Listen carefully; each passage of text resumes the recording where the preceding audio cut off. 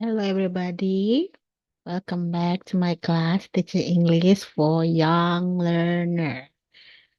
Today, I'm going to give you a new materials. Yeah, last week we have met offline in the classroom, and you have made simple media using several sources. Yeah, and then it's good. I think you are improving. Okay, now let's back to the materials. Yeah, maybe for several weeks, you are going to learn uh, four skills to teach young learner.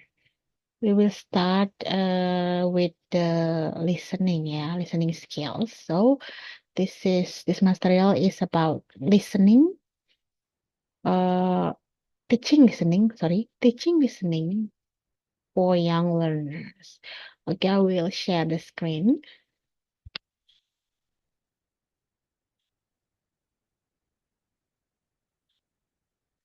Be Before we started, I do apologize because today I cannot teach you because I have another Zoom meeting.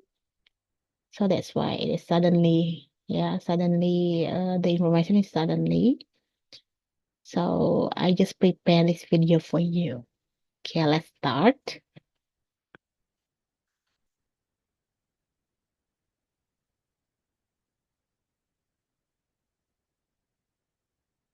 Maybe it's quite long because it's still loading. Okay, yeah, our materials is about teaching listening for young learners, building the foundations of language. Yeah, I hope you can see sorry, you can see the slide on your screen, and of course you can hear my voice. Yeah, I hope my voice is clearly. Okay, let's continue. Yeah. Why listening come first? Yeah. Why is not the other skill like speaking, writing, and reading? Yeah. Okay. In this case, children acquire language by listening along before they speak. So, when they were young or when they were babies, the first skill that they have is listening. They listen first and then try to imitate, yeah, that voice, and then they try to speak, something like that. So here, listening is not passive. It is the essential first act of communications. So by doing listenings, they can start to communicate. The invisible skills that makes everything else possible. It looks invisible, but it is essential. Yeah, you cannot see the voice, but you can hear it. Okay, maybe you can flashback, yeah. Maybe what is the sound that you first hear? Maybe you forgot it because you were still young, but maybe when you were like 3 or 4 years, maybe if you still remember, but yeah, never mind. You don't need to answer it because I think you forgot it because you were too young at that time. Okay. Okay, let's move to the next slide. Yeah. Okay. This is the part one, understanding how young learner listens. Before you teach the students or the young learners, you have to understand how the children listens. Yeah, how? Like you can see on your screen, there is a picture of a child, uh, head of child, Yeah, it's his brain.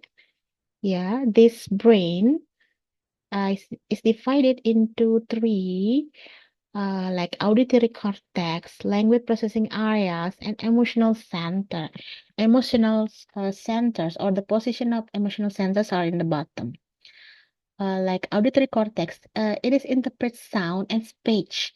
Yeah, so when the child hear, uh, see or he interpret the sound and try to speech or speak, and then the child processing that language in the language processing areas. They find patterns, words, and the meaning. So, first they hear and then try to find the pattern, and then what is the word, and then try to find the meaning. And then after they know the meaning, they can respond that voice, okay, or that sound. And then the last is emotional centers. This is related to the feeling and context to what is heard. After they heard, they feel something. Yeah, maybe when the child hear hard voice, I mean that like what we call it, something like when the door knocks so hard and they feel shocked and they feel surprised, something like that. Yeah. Young learners process sound differently from adults. They rely on context, repetitions, and emotional tones to make meaning before grammar or vocabulary takes hold. Yeah, so it is different when adult and young learners hear the sound. As you know that adults has more experiences than young learners. Young learners will know if they know the context, and the repetition, it is mean that they hear it what regularly, yeah, or they often hear the sound, and they will know, oh, this is the sound of what, something like that. And emotional tones to make meaning before grammar. So they have to know those things before they learn grammar or they gain the vocabulary. Yeah. Okay, I hope you understand what I mean, yeah. Maybe you can read it carefully and then try to get the meaning. Okay, let's move to the next slide. Okay, what young learners actually heard. This is the you can see on your screen. This is pictures of what an adult hears and what a child hears. Yeah, they will hear differently. Yeah, you can see on your screen that the patterns are different. Like the brown fox jumps over the lazy dogs. There's a what we call it there is a gap, yeah, between the word. But if you see the next picture, that there's no gap, just like a smooth without any gap or without any space, yeah, or uh there's no line, yeah, between words. It's just like when the first time you hear English, someone speak English, you will feel what what is he talking about? Is he talking about? I don't understand. Yeah, maybe I can speak Indonesia. Misalnya ya, kalau kalian ketika belajar bahasa Inggris pertama kali mendengarkan orang ngomong bahasa Inggris, pasti kan seperti terdengar huruf S. The sound S is very what we call it uh, kelihatan sekali ya suara S itu atau bunyi S itu. Sedangkan kalau orang Indonesia bicara dengan bahasa Indonesia berdasarkan based on book that I have read or maybe I have read on TikTok or something like that ya. Saya pernah baca di TikTok atau di mana ya, di Instagram. Kalau bahasa Indonesia itu terdengar R-nya lebih kuat ya, dominan R-nya itu lebih terlihat. Jadinya kayak eh, kalau orang bule mendengarkan itu kayak R-nya kok kelihatan banget gitu ya, tidak jelas seperti itu. Ya, nanti kalian bisa pelajari berbagai macam bahasa. Kalau misalnya kita tidak pernah dengar, pasti yang terdengar beberapa hurufnya ya, seperti itu. So it is similar with the childrens when they first hear uh, word, yeah, they have to repeat. I mean that they have to hear it not only twice, but more than twice, more than one time. So they will know what what is that word ya. Jadi mereka harus mengulang-ulang terus ya mendengarkan kata tersebut sehingga mereka paham, oh itu katanya ini karena sering didengar, jadi mereka akhirnya tahu kata apa itu ya. Dan mereka juga tahu maknanya. Oke, next. Sometime in your brain you have already a sentence that you want to say, but when you speak, it is hard to say. Yeah, something like that. It's happened to me. Okay, and next is about barriers to listening in young learners. So, barriers di sini seperti kendala ya, permasalahan yang dialami ya, atau eh terbatasan ya. Misalnya short attention span, it's similar with focus, ya lack of focus, jadi kurang fokus seperti itu. And then a background noise because surrounding them or surrounding him, like in these pictures, there are other students who speak loudly, and it can make the child's what we call it uh, attentionnya, istilahnya fokusnya terganggu ya, tidak fokus, tidak bisa memperhatikan pelajaran dengan benar. Kemudian ada unfamiliar accent. Accent di sini maksudnya ketika misalnya kalau belajar bahasa Inggris ya, ketika aksennya berbeda, misalnya aksennya Singapura, Singlish ya, Singapura English itu pasti bingung orang Indonesia terutama ya, karena kebiasaan orang Indonesia itu mendengarkan yang British versi orang Inggris ya, bule Inggris yang ngomong. So it can affect what the meaning of word ya, or the meaning of word that they heard ya. Jadi akan mempengaruhi makna katanya. Harus misalnya kalau kebiasaannya British ya lebih baik mendengarkan yang British. Jadinya lebih paham oh maksudnya apa. Kemudian anxiety, anxiety ini ya itu juga bisa mempengaruhi ya, itu bisa menjadi barrier ketika belajar listening. So understanding these barriers is the first step to removing them. So you have to remove all these barriers if you want the children's more fokus, I mean ya. Jadi dihilangkan dulu biar anak-anak tuh bisa lebih fokus ya. Jangan sampai dia fokusnya cuma beberapa menit ya. Seperti ada sih penelitian anak-anak itu tidak bisa fokus lebih dari 30 menit. Ya, seperti hari ini juga I have to give you only just 30 minutes ya, I hope. Because if I give the material more than 30 minutes, you will not be focused. Okay. Next. Okay. Mungkin nanti minggu depan kalau bisa kita praktek lagi ya ketika dapat kelas offline. Okay, this is the part two, which is about principle of effective listening instructions. So it is about instructions.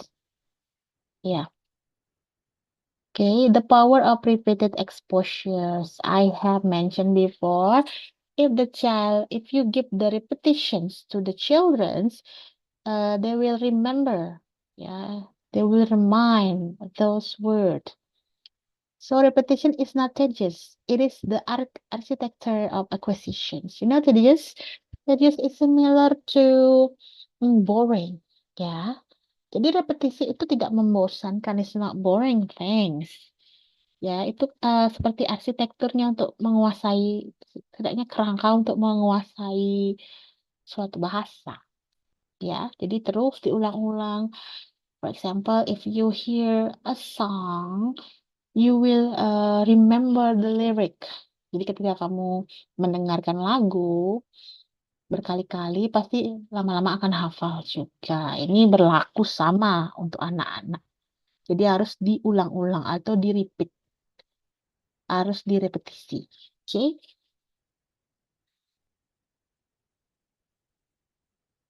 If you're still confused about this material, you can ask me privately. You can chat me, ya. Okay, next is making listening purposeful. Yeah, it must have a purpose, of course. Like in these pictures, there are many kinds of activity like answer a question, fill in the gap, complete the pictures.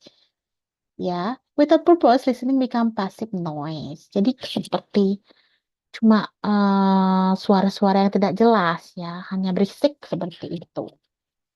So, there must be some activities that is useful for them. It must has a purpose. Okay? Dia harus ada tujuannya. Ya, kalau udah ada tujuannya pasti, oh ini penting bagi mereka ya, bukan hanya sekedar mendengarkan, tapi ada perlunya, ada kepentingannya. Okay? Okay. Beside that, you can use stories and song. Yeah, song and stories combine rhythm, repetition, emotion, and narrative, everything a developing brain craves. Ya, jadi the combination between stories and song, uh, especially if you do it regularly, yeah, more than once, it can give them emotions, they feel happy, yeah, and then when they hear the stories, they can enjoy it, and then they can what we call it, they can remember the word, those words that they hear, it will be long lasting. Jadi kalau mereka dengan lagu itu bisa membuat mereka gembira, ya. Apalagi kalau lagu diulang-ulang, mereka akan mengingat kata-kata itu secara tidak langsung, kata-kata yang ada di lagunya, lirik yang ada di lagunya. Kemudian di stories juga, karena mereka sudah paham ceritanya, otomatis ingat. Ada beberapa kosakata yang mereka ingat. So maybe next week, I will give you a time to make your own song or maybe your story. But we will focus on the song ya. Oke. Jadi nanti kalian akan mencoba mengaransemen ya, nggak usah yang susah-susah ya. Make your own song, membuat lagu sendiri ya, sesuai dengan aktivitas, sesuai dengan materi yang akan kamu ajarkan. Okay. The third part is practical classroom strategy. So here are the strategies that you can use in your classroom, especially in teaching listening. Okay, this one, like listen and do. It is a total critical response. I think you have learned about TPR, yeah, like Simone says, when the teacher say jump, the students will imitate it. They will jump, yeah, point the board, clap your hands, sit down, yeah, and then. So when the student listens, they have to